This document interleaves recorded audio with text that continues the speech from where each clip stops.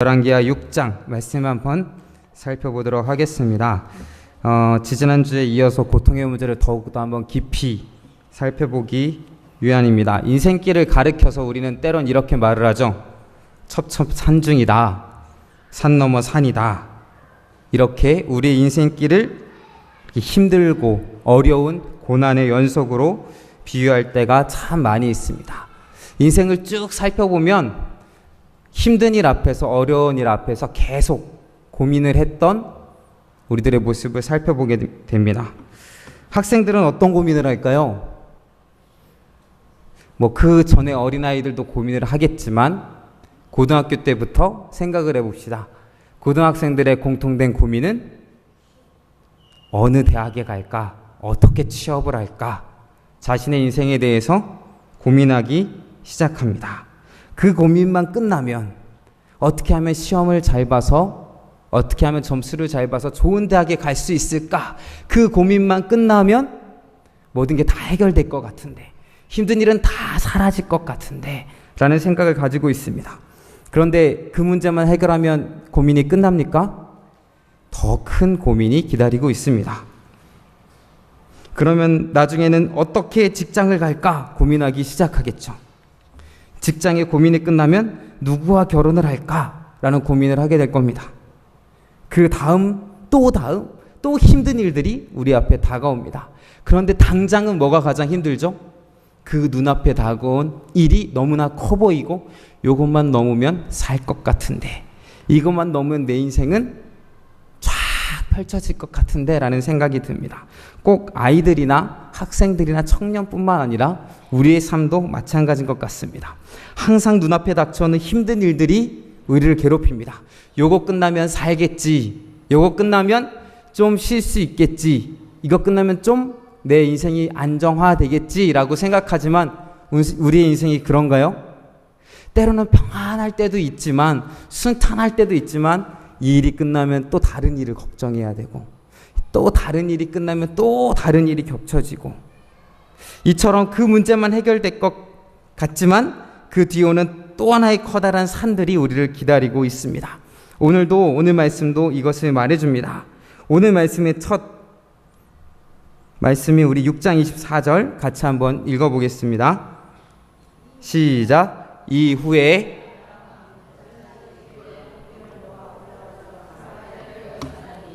네, 24절에 보니까 처음에 이렇게 나오죠. 이후에 라는 말이 나옵니다.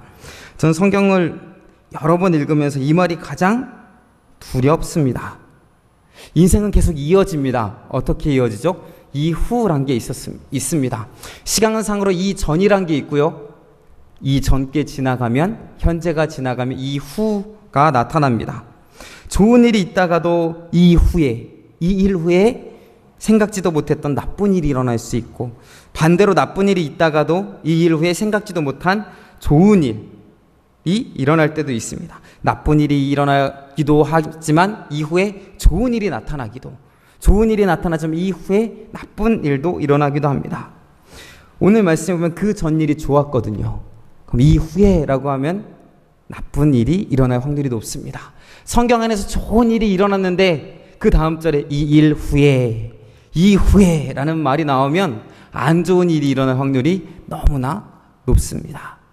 엘리야와 엘리사의 사건을 보면 똑같이 사르밧가브와 수넴 여인이 나오는데 다 하나님께서 이렇게 허락하셔서 아들이 있다가 죽었다가 거의 살아나다가 다음 말은 이 일 후에 며칠 있다가 그 아들들이 죽어버립니다. 나중에 엘리야, 엘리사가 다 살리죠. 근데 이처럼 이 일 후에라는 말은 우리를 덜컥 두렵게 만드는 일이 일어날 때가 많이 있습니다.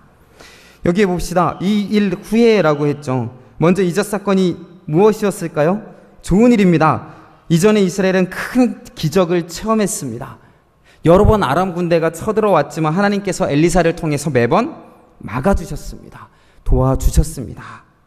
이스라엘 백성은 하나님의 군대가 자신들을 지키고 있다는 것을 보았습니다.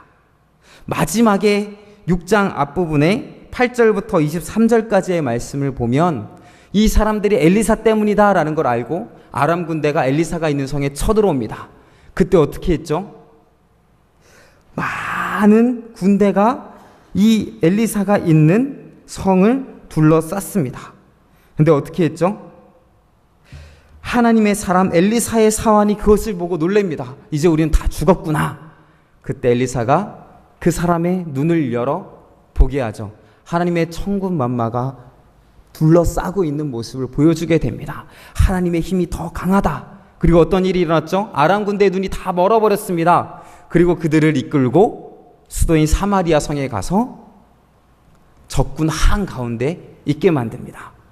그처럼 큰 능력이 있는 하나님께서 이스라엘을 지켜주고 계셨습니다. 보호하심을 느꼈습니다. 좋은 일인가요? 나쁜 일인가요? 좋은 일이죠. 하나님이 우리를 보호하고 계신다. 우리가 또 하나님으로부터 구원을 받았다. 그러나 이 일 후에 오늘 이 일이 일어났습니다. 뭐라고요? 아람 왕 벤하닷이 그의 온 군대를 모아 올라와서 사마리아를 에워쌌습니다. 이스라엘은 전쟁의 고통에서 벗어났었는데 다시 온 군대를 에워싸임을 받는 일이 생겨났습니다. 왜 이런 고통이 일어났을까요? 우리 24절 읽기 전에 23절을 보면 얼마나 하나님께서 보호하셨는지를 알 수 있습니다. 우리 23절 말씀 같이 한번 읽어보겠습니다. 시작. 왕이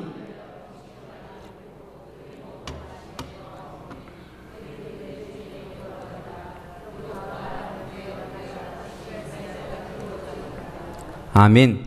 뭐라고 나왔죠? 마지막 아람 군대의 부대가 다시는 이스라엘 땅에 들어오지 못하니라. 그 이야기가 끝나고 이제 아람 군대가 또 쳐들어온 이야기입니다. 다시 어려움이 왔습니다. 이것이 바로 인생입니다. 어려움이 또 찾아왔습니다. 이때 필요한 것은 무엇이냐면 이러한 상황 속에서도 힘든 상황 가운데서도 아니 더 힘든 상황 가운데서도 하나님을 바라볼 수 있는 믿음이 필요합니다. 좋은 일이 있을 때와 동일하게 예수님을 바라보는 믿음입니다. 이러한 믿음이 있으십니까? 오늘 이러한 믿음이 있다면 지금 나에게 닥친 어려움이 그전보다 아무리 크고 어렵다 할지라도 우리에게 뜻이 있으시고 모든 것을 해결할 수 있는 그 하나님을 바라보며 소망을 얻는 오늘 밤이 되기를 주님의 이름으로 소망합니다. 아람 군대는 하나님의 능력을 알았습니다. 두려움을 알았습니다. 하지만 다시 이스라엘 땅을 침략했습니다. 예전에 있던 이 어마어마한 사실, 하나님은 능력 있으신 분이고 한 번에 우리를 멸하실 수 있다라는 그 모습을 알았지만 다시 그 하나님의 모습을 잊어버리고 이스라엘을 침략합니다. 이 세상의 모습이 그렇습니다. 마귀의 모습이 그렇습니다. 결국에 자신들이 멸망당할 것을 알고 자신은 하나님 앞에 아무런 힘도 쓸 수 없는 존재임을 알면서도 계속 다가와 우리를 시험하고 넘어뜨립니다. 하나님의 백성을 끊임없이 괴롭힙니다. 우리에게 다가오는 어려움을 생각해 봅시다. 하나님을 믿는 사람이라면 모든 어려움이 사라질 것 같은데 그렇지 않습니다. 어느 정도 어려우면 끝나야 되는데 때로는 이런 구절을 들어다가 인용하기도 하죠. 하나님은 감당할 시험만 주신다고. 내가 감당할 능력은 여기까지인 것 같은데 왜 하나님은 더 어마어마한 일들을 주셔서 우리를 힘들게 하시는가? 왜 나이가 시험과 걱정과 두려움이 끊임없이 찾아오는가? 왜 산 넘어 산, 첩첨상중이라는 말같이 끝나면 또 시작되고 끝나면 또 시작되고 물질이 해결되면 마음이 아프고 마음이 해결되면 물질이 시작되고 그것이 끝나면 자녀의 문제가 시작되고 끊임없는 우리 앞에 있는 어려움들이 계속해서 되는가? 하나님의 백성도 세상에서 계속 어려움을 겪습니다. 그 이유는 지지난주에 제가 설교에서 말씀드렸습니다. 중요한 것은 이것입니다. 끝없이 다가오는 고통 가운데 우리는 하나님 앞에 어떻게 하는가? 힘들고 어려운 가운데 어떻게 하나님을 바라볼 것인가? 쉽게 말할 수 있습니다. 말씀대로 그 고통 가운데서 하나님을 바라보라. 놓지 말고 기도하라. 포기하지 말고 기도하라. 그 상황도 하나님께서 주신 것이다. 근데 그렇게 말하기만은 우리에게 찾아오는 아픔은 너무나 큽니다. 오늘 말씀을 보십시오. 그 아픔이 얼마나 큰지 말해주고 있습니다. 아람 군대가 사마리아 성을 포위했습니다. 아무도 들어올 수도 없고 나갈 수도 없습니다. 그럼 뭐가 문제죠? 성 안에 먹을 것이 떨어져만 갑니다. 성 안에 많은 사람들이 굶게 되었습니다. 굶주림이 얼마나 심한지 25절에 보니까 우리가 생각해 쓸데없는 것, 먹을 수 없는 것, 뭐죠? 나귀머리, 이거 하나가 80세겔이라고 말합니다. 80세겔이 얼마인가?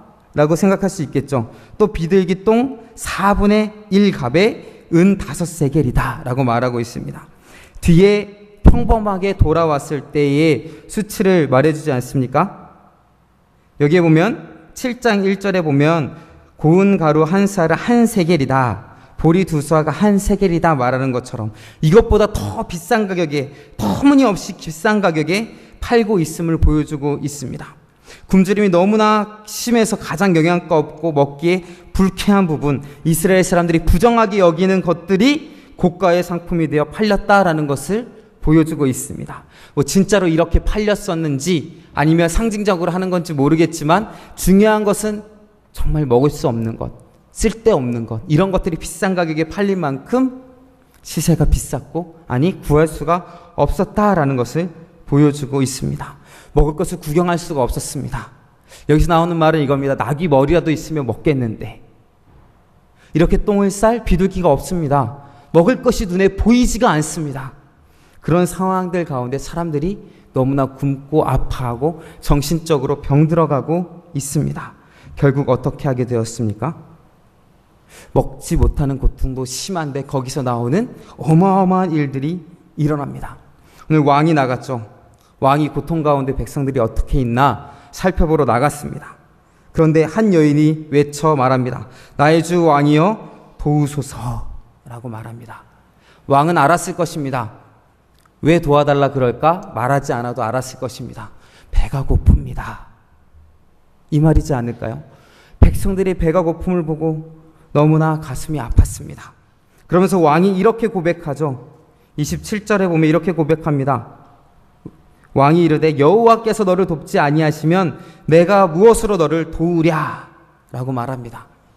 나도 도울 수 없다. 왕은 누구입니까? 그 사마리아 성의 왕이잖아요. 다른 지역은 다 몰락했다 할지라도 이 성 사마리아 성이 남았는데 그 성에서 가장 높은 사람입니다. 자기가 속해 있는 그룹에서 가장 높은 사람이고 가장 자신을 해결해 줄 수 있는 사람이 이 왕입니다. 근데 왕이 하는 말이 무엇입니까? 여호와께서 너를 돕지 아니하시면 내가 무엇으로 너를 도우랴 라고 말하고 있습니다. 하나님 아니면 못한다 이 말입니다. 세상에 권력이 있고 가장 높은 사람이지만 내가 도울 힘이 없다. 내가 해결해 줄 수 있는 힘이 없다라고 말하고 있는 것입니다. 이것입니다. 우리는 때로는 생각하죠. 우리에게 오는 고통을 다른 데서 해결할 수 있을 거라 생각합니다. 내가 해결하든지 아니면 나 주위에 있는 높은 사람들이 해결할 거다라고 생각합니다. 그래서 우리는 높은 사람들에게 찾아가기도 하고요. 탄원서를 쓰기도 하고요. 성명서를 쓰기도 합니다. 그러나 그 문제를 그들은 해결할 수 없습니다. 이제 많은 사람들 생각에서 많이 사라져간 세월호 사건을 생각해 보시기 바랍니다.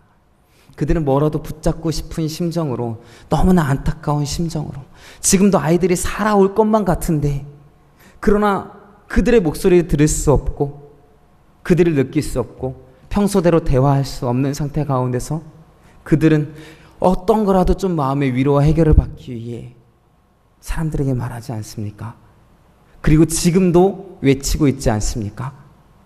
물론 이 세상에 있는 위에 있는 사람들이 하는 행동을 보면 그렇게 할 수밖에 없겠다라는 생각도 들지만, 아무리 사람의 지혜로 사람의 능력으로 어떤 것을 한다 그래도 그 사람의 마음을 위로할 수 없습니다. 그러나 그것을 알면서도 그들은 매어달릴 수밖에 없는 것입니다. 그러나 진정한 위로와 진정한 해결은 그런 것에서 오는 것이 아니라 오직 우리 주 예수 그리스도, 하나님이 한 분밖에 그것을 해결할 사람이 없음을 우리는 기억해야 될 것입니다. 아무리 세상 사람에게 부르짖어봤자, 그들에게 해결해달라고 해봤자 그들도 사람입니다. 그들의 해결 방법이 우리를 충족시켜 줄 수가 없습니다. 오직 하나님만이 해결할 수 있습니다. 부부가 결혼을 하고 싸우는 이유 중에 하나가 이거라고 합니다. 부인은 남편이 다 해결할 줄 알았는데, 나의 위로가 되어주고 나의 모든 것들을 다 감싸 안을 줄 알았는데 해결할 수 없구나. 남편에게도 위로를 받을 수 없구나. 나의 힘듦을 해결할 수 없구나를 알고 실망하게 된다고 합니다. 그래서 사이가 좀 멀어진다고 합니다. 처음부터 인정해야 될 텐데 우리의 주위에 있는 아주 가까운 사람도, 그것이 남편이라 할지라도 나의 자녀라 할지라도 그 문제를 해결할 수는 없습니다. 누가 해결할 수 있다고요? 오직 하나님만 해결할 수 있습니다. 다음에 살펴볼까요? 그래도 왕은 다시 물어봅니다. 혹시 무슨 일이 더 있지 않을까? 28절에 보니까 뭐라고 물어봅니까? 무슨 일이냐? 라고 다시 한번 물어봅니다. 한번 우리 28절부터 29절 말씀을 같이 읽어보겠습니다. 시작.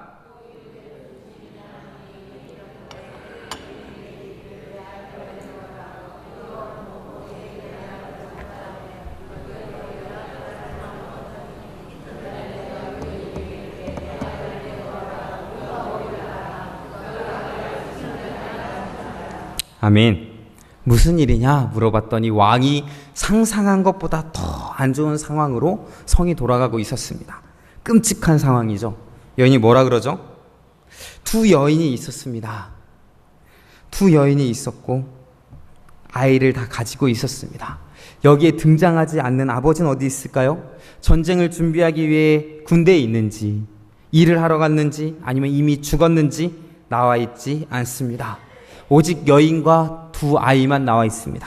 근데 이 두 여인이 너무 배가 고팠습니다. 그런 가운데 한 여인이 이렇게 말했죠. 우리 아들들을 잡아먹자. 이렇게 살다가 죽으면 이 아이에게도 도움이 되지 못하고 다 죽을 텐데, 뭐 여러 가지 말로 했을 수도 있겠죠. 한 여인의 말을 듣고 어머니가 그래 정말 배고팠는데 넌 어떻게 그런 생각을 했니? 라고 할 어머니는 없을 것입니다. 고민했겠죠. 말을 그렇게 꺼낸 여인도 고민했을 것입니다.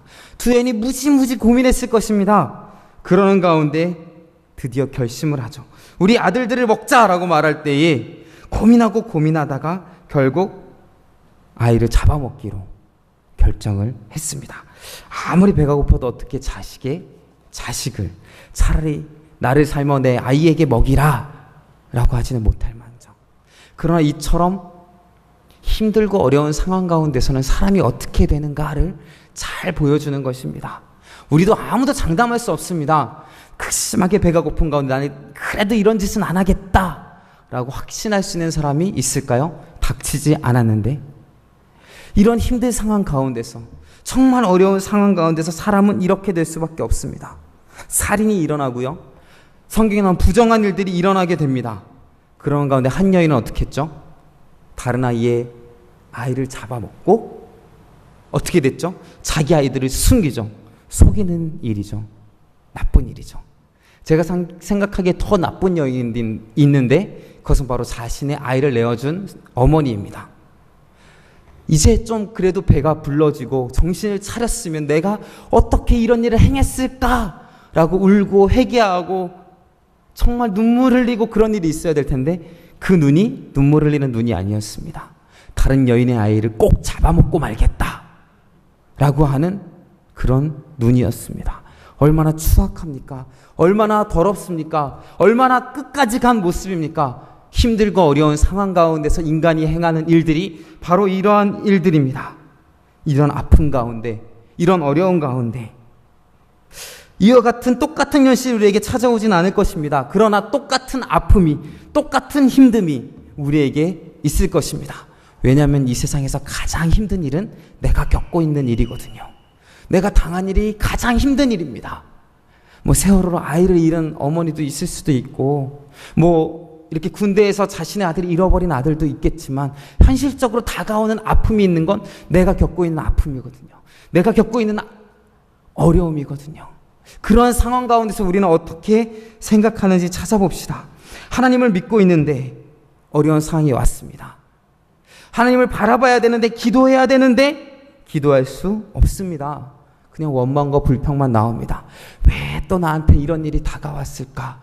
왜 이런 어려움이 찾아왔을까? 하나님은 또 왜 나를 아프게 하시는가? 이런 마음들이 찾아옵니다. 때로는 이런 아픈 가운데 이처럼 상상하기도 싫은 일들을 우리가 행할지도 모릅니다. 그런 가운데 정말 하나님을 바라보실 수 있겠습니까? 그것이 믿음입니다. 그 가운데서도 하나님, 그래도 나는 하나님의 뜻을 따라 살겠습니다. 하나님이 기뻐하시는 일을 하겠습니다. 참고 인내하며 기다리며 기도하겠습니다. 라는 모습이 우리에게 필요한 줄로 믿습니다. 이 말을 들은 왕은 분노합니다. 어떻게 하죠? 옷을 찢습니다. 굵은 베옷이 보입니다. 굵은 베옷은 회개의 상징입니다.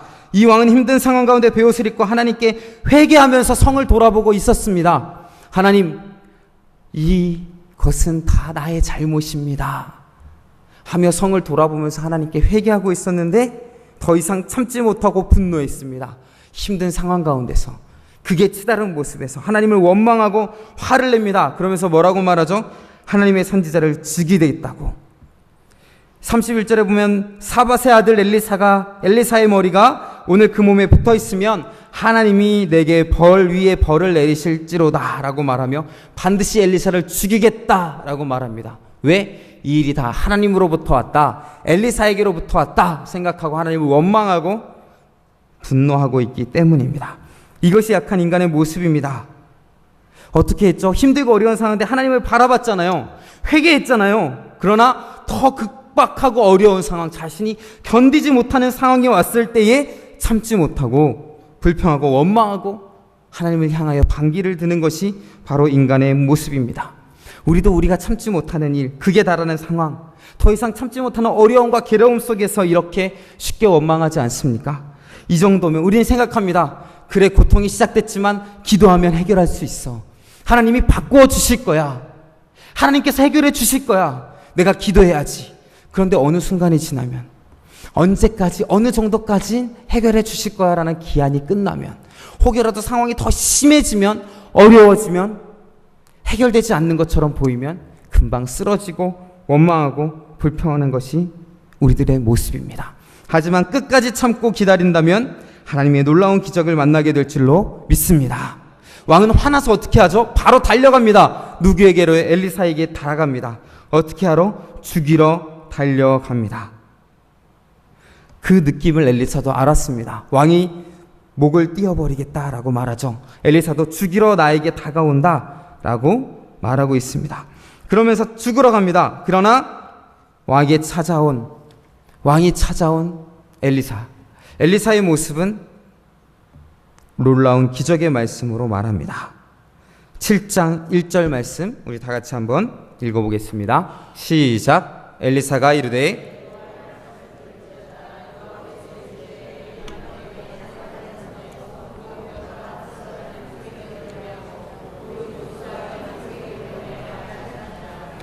아멘. 먼저 엘리사는 이렇게 말합니다. 시작이 뭐죠? 여호와의 말씀을 들을지어다 라고 말하고 있습니다. 아, 이제 엘리사가 말하려는가 보다 라고 생각할 수 있는 구절입니다. 하지만 이것은 오늘 우리에게 주신 하나님의 말씀입니다. 힘들고 어려울 때 어떻게 하라고요? 여호와의 말씀을 들으라 라고 말씀하고 계십니다. 지금 흥분하고 있잖아요. 분이 났습니다. 화가 났습니다. 도저히 참지 못하는 상황 가운데 있습니다. 이제 그냥 다 필요 없습니다. 엘리사도 죽이고 하나님께 반하고 어차피 죽을 거 해결해 주실 수 없는 상황 가운데 어떻게 이 상황이 바뀌겠습니까?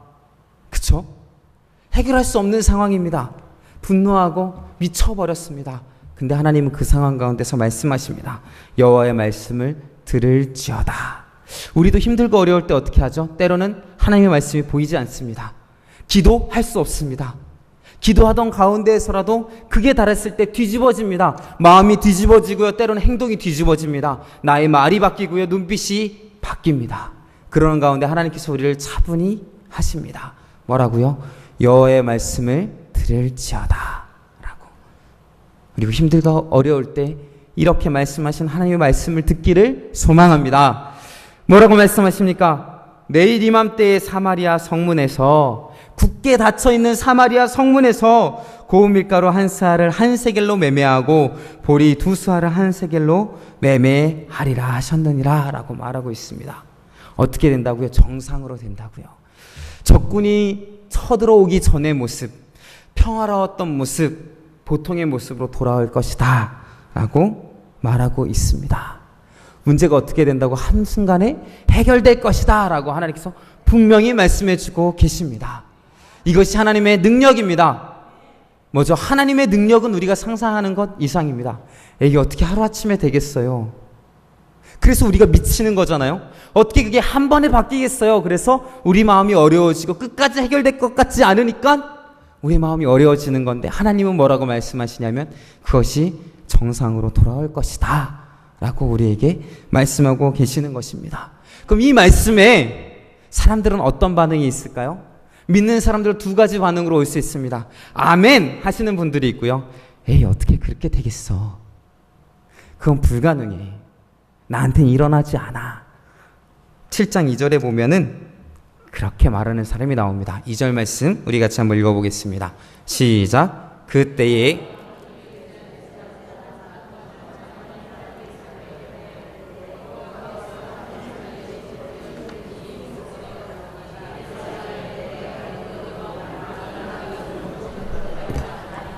아멘. 뭐라고 말하고 있는 거죠? 이 사람이 뭐라 그랬죠? 왕이 그의 손에 의지하는 자 곧 한 장관이 하나님의 사람에게 이렇게 말했습니다. 뭐라고 말했죠? 여호와께서 하늘에 창을 내신들 어찌 이런 일이 있으리요? 라고 말합니다. 하나님이 어떻게 하늘에 창을 내겠습니까? 어떻게 이런 일이 있겠습니까? 하나님이 창이라도 내겠습니까? 이런 말이죠. 그럼 하나님은 하늘에 창을 내실 수 있는 분임을 믿으시기 바랍니다. 아니, 그런 방법 말고도 여러 가지 방법으로 그 문제를 해결할 수 있는 분이 바로 하나님이셨습니다. 그런데 이 사람은 뭐하고 있죠? 의심하고 있습니다. 성경에 많은 인물들이 의심하다가 참된 귀한 복을 받지 못했습니다. 그대로 믿으면 됩니다. 하나님이 하실 것이다. 믿고 기다리고 기도하라. 될 것이다. 그것이 하나님의 말씀입니다. 이삭이 어떻게 태어났죠? 하나님이 낳을 것이다 하니까 낳았습니다. 어떨 때? 불가능할 때에. 두부가 이제 더 이상 아이를 낳지 못하는 그 불가능한 때에 아이가 태어날 수 있었습니다. 믿으니까, 믿음이 있으니까, 하나님이 하신다고 하셨으니까 그 일이 일어난 줄로 믿습니다. 이 장관은 말했죠. 하나님이 창을 내신 듯, 하나님이 누구신지도 알았고 어떤 일을 행할 수 있는 분임도 알았을 것입니다. 그런데 그 일이 실제적으로 일어난다, 나에게 일어난다, 이러한 상황 가운데서 일어난다라고 믿을 수 없었습니다.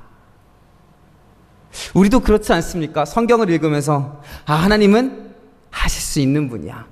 홍해를 가르셨고 만나를 내리시고 메추라기를 주시고 적군을 이기게 하시고 여리고성 성을 무너뜨리시고 아들을 주시고 그 여러 가지 일들 통해서 기적을 체험하고 우리에게도 그런 일이 일어날 거야 라고 생각하지만 닥치는 힘들고 어려운 상황 가운데서 그 모든 사실을 잃어버리고 원망하고 불평하고 그 일이 일어나겠어. 지치고 고나여서 이젠 안 될 거야.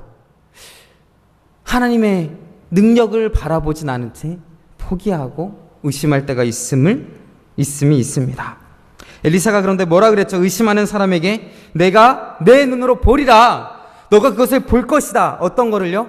하나님이 하늘에 창을 내시는 것을, 먹을 것을 생기는 것을, 원래대로 평화가 있고 물가가 안정되고 잘 먹고 잘 사는 그날이 올 것을 너가 볼 것이다. 그러나 그것을 먹지는 못할 것이다. 누리지는 못할 것이다 라고 말하고 있습니다. 어떻게 보면 이 장관이 의심하는 것이 당황해 보입니다. 당연스러워 보입니다. 하지만 의심한 사람은 벌을 받았습니다. 하나님을 의지하고 끝까지 참고 믿으며 기다리는 자는 하나님의 큰 기적을 체험하게 될 것입니다. 하지만 의심하는 자는 그것을 누리지 못할 것입니다. 우리는 어떤 사람들입니까? 우리가 시간이 없어서 다 살펴볼 수 없지만 다음 구절은 어떤 이야기가 펼쳐지죠? 하나님이 큰 일을 행하셔서 아람 군대가 다 도망갑니다. 다 도망가고 남은 것들, 풍성해진 것들 사람들이 가서 다 가져옵니다. 그리고 정말로 물가가 안정됩니다. 그때 그 장관은 어떻게 됐을까요? 장관도 그 모든 것을 보았습니다. 그러나 그 성문을 지키고 있다가 많은 무리들에게 밟혀 죽음을 당했습니다. 하나님의 말씀이 그대로 이루어졌습니다. 자, 우리가 인생에서 평안한 때도 있습니다. 그러나 고통의 때도 분명히 있습니다. 공존합니다. 마냥 평화로울 수만은 없습니다. 고통 가운데도 있습니다. 그럼 고통 가운데 우리는 어떻게 살아가야 하는가? 끝까지 참고 기다리며 믿으면서 기도하시기를 부탁드립니다. 또한 그 기도의 끈을 놓지 말고 끝까지 기도하기 바랍니다. 이 왕 하루만 참으면 됐잖아요. 며칠만 조금만 참고 더 기도했으면 얼마나 아름다운 모습으로 그것을 누릴 수 있었겠습니까? 분노하고 화내고 죽이겠다고 했던 모습으로 추악한 모습을 드러냈습니다. 우리도 마찬가지입니다. 조금만 참고 기도하고 기다리면 하나님이 이루실 줄로 믿습니다. 또한 의심하지 마시기 바랍니다. 하나님의 능력을 의심하지 마시기 바랍니다. 물론 하나님의 뜻이 있어 다른 방향으로 갈 수는 있지만 그것이 더 좋은 길임을 아시고 하나님의 능력을 의심하지 않는 우리가 되기를 소망합니다. 의심하고 있지 않고 믿을 때 그 기적은 나의 것이 됩니다. 그 기적은 우리에게 이루어집니다. 이것을 바라보고 기도하며 나가는 우리 모두가 되기를 주님의 이름으로 소망합니다. 이 시간 같이 기도하겠습니다. 하나님, 나에게도 이런 힘든 일이 있습니다. 나에게도 이렇게 어려운 일들이 있습니다. 나의 마음을 찢어지게 하고 나의 골수를 찔러 아프게 하는 것들이 있고 잠을 자지 못하게 하는 것들, 눈물을 흘리게 하는 것들이 있습니다. 하나님, 내가 더 참고 기도할 수 있게 하여 주시옵소서. 주님 바라볼 수 있게 하여 주시옵소서. 때로는 그것들 때문에 온갖 더러운 것들이 내 속에서 일어나지만 하나님 아버지, 그것들을 다 잠잠케 해주시고 잠잠한 가운데 주님을 바라보라, 하나님의 말씀을 들으라 하는 주님의 음성을 듣게 하여 주시옵소서. 하나님의 기적을 맛보게 하여 주시옵소서. 이 시간 같이 기도하겠습니다.